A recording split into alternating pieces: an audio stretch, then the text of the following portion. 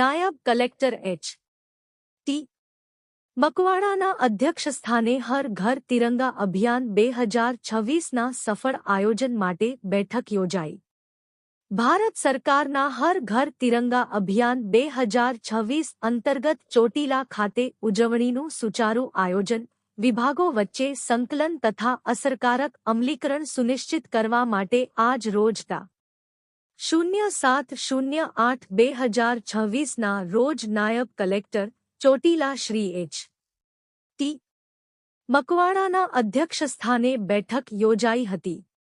બેઠકમાં મામલતદાર Chotila, police inspector પાઈ Chotila, range forest officer Chotila, chief officer Chotila નગરપાલિકા આઈ.ટી. ના પ્રિન્સિપાલ તેમજ વિવિધ વિભાગોના અધિકારીઓ ઉપસ્થિત રહ્યા હતા. બેઠકમાં નક્કી કરવામાં આવ્યું કે તા.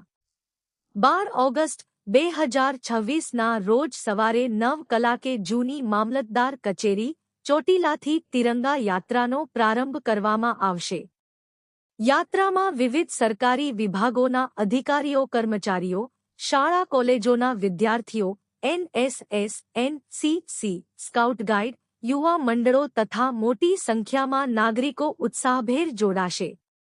નાયબ કલેક્ટરશ્રીએ યાત્રાના પ્રારંભ સમયે રાષ્ટ્રીય પ્રોટોકોલ મુજબ વંદે માતરમનું સામૂહિક ગાન કરવામાં આવે, યાત્રા માર્ગ પર આકર્ષક રંગોળી દ્વારા દેશભક્તિનું વાતાવરણ સર્જવામાં આવે તેમજ યુવા વર્ગની મહત્તમ ભાગીદારી સુનિશ્ચિત કરવામાં આવે તે અંગે જરૂરી માર્ગદર્શન આપ્યું હતું.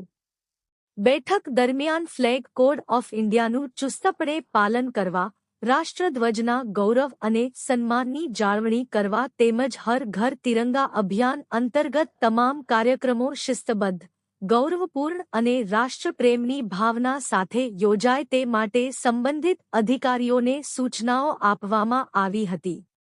નાયબ કલેક્ટર શ્રી એચ.ટી. મકવાણાએ તમામ વિભાગ સંકલન સાથે જવાબદારીપૂર્વક કામગીરી કરી હર ઘર તિરંગા અભિયાનને જનભાગીદારીથી સફળ બનાવવાનો અનુરોધ કર્યો હતો.